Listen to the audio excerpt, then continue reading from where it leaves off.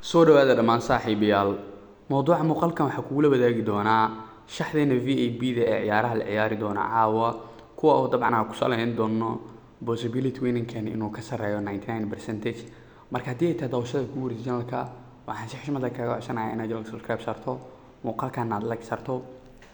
saaxiibadana aad la wadaagto iyagana waxay u faa'iidaan muuqaalada halka ku soo gudbino haddii aan mowduucina ku soo laabana dabcan ciyaarihii ugu dambeeyay ama lixda kooxood ee qaramada ugu dambeeyay dabcan shan kamid waxay noqdeen one halka hal kamid lagu dhigay oo Ingiriiska ahaa Ingiriiska oo dabcan aan dhahna waa uu badin karaa ayaa laga badiyay halka shanta kale ee kooxood ee dabcan aan ku saalalnay saadaashooda dabcan ay noqotay kuwa sax ah soo marka possibility ugu badan shaxdeena VAB-da marka la qiimeeyo lixda kooxood hal koox oo kaliya dabcan laga badiyay taa micnaheedu waxay noqonaysaa marka boqolkiiba 93 ilaa 95 probability ahaan in shaxdeena one ay noqotay marka hal game looma qabanayo mar walba shaxda kula wadaagan waxa kula taliyaa hadii lix kooxood ay tahay laba ina u dhigato hadii ay tahay sideed kooxood ina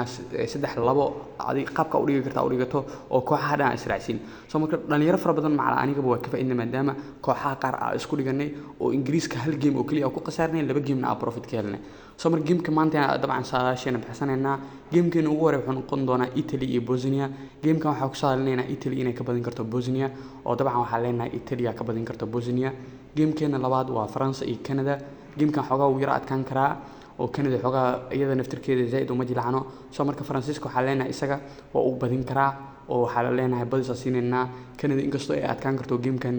bridge uu noqon karo haddana Francisco probability ugu badan ee guusha siinayna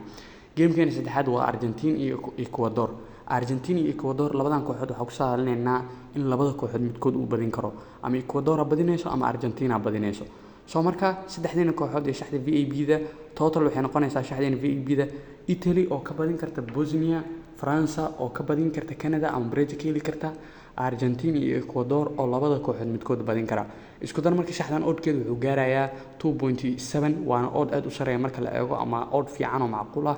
marka haddii aad aragtina wax ka bedeshid ama fikradaada ku darsato ku darsan kartaa si aad u natiijo qanacsan tahay kugu soo baxdo marka haddii taad daawashada kugu wareejin channelka waxa si xushmad kaga codsanayaa inaad channelka subscribe sarto muuqaalkan aad like sarto saaxiibadana aad la wadaagto waana ku mahadsantahay daawashada muuqaalkan